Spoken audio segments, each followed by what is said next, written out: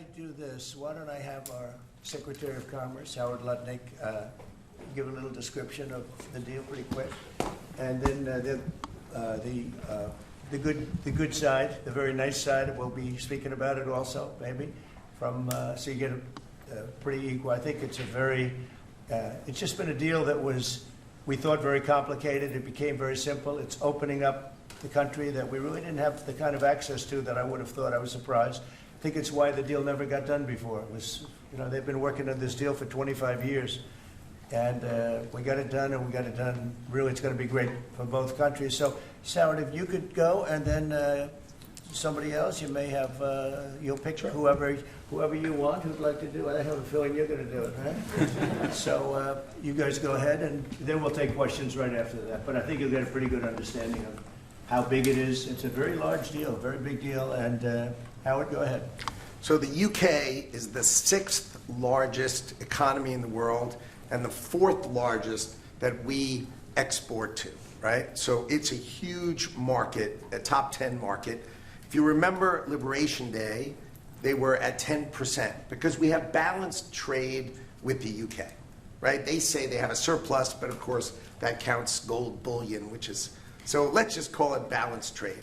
So how do you open up a market in balanced trade? People think it's impossible. They've always thought it was impossible until President Trump came on the scene and changed the way things work. So here's what we've got. We've opened up new market access. Ethanol, beef, machinery, all the agricultural products. They've agreed to open their markets, and that will add $5 billion of opportunity to American exporters. So the question is, why would they do that now? Because they've never done it before, and we still have our 10% tariff on, which will produce $6 billion of revenue for the United States. So the idea was, how do they keep their jobs, protect their economy, and do the best for their people while opening the market for us? And the way is they studied it, their team was exceptional, and they tried to figure out the markets that they're importing from other people and try to send them over to America. So why were they always favoring others and not us? And what they've done is they've found the ways to do that so that we have new access, right? But the UK workers are protected, and that was the balance. So you've got, we did a deal with them in automobiles, and you know, if you're not building here, we charge you a 25% tariff. But the president, and by the way, I want to make this clear, while Jameson and I worked hard, this was the president's deal, and people think, oh, that's not the way it works. If you got to sit next to him, I have the best deal maker to my left, and if you don't think that we take advantage of him calling the prime minister and getting that deal done, you don't understand who's the president of the United States. So he's the closer. He gets deals done that we could never get done because he understands business, he understands deals, and that's why we're here today. So he agreed they could send 100,000 cars into America and only pay a 10% tariff. And that protects their car industry. And remember, we do 16 million cars a year. So this is only like 0.6%.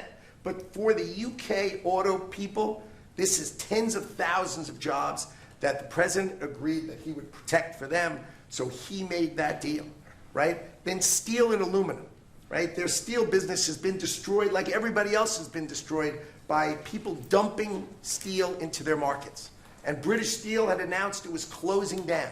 So the British government, as part of this deal, nationalized British Steel, and they're going to match the kinds of models we do. They'll put tariffs on, they'll put quotas on. They want to do it with America so they can be part of the resurgence of steel and aluminum in America, and that saves them, again, thousands and thousands of jobs. So if you go step by step, aero and commercial planes, they sell Rolls-Royce engines to Boeing. We've agreed to let Rolls-Royce engines and those kind of plane parts to come over tariff-free.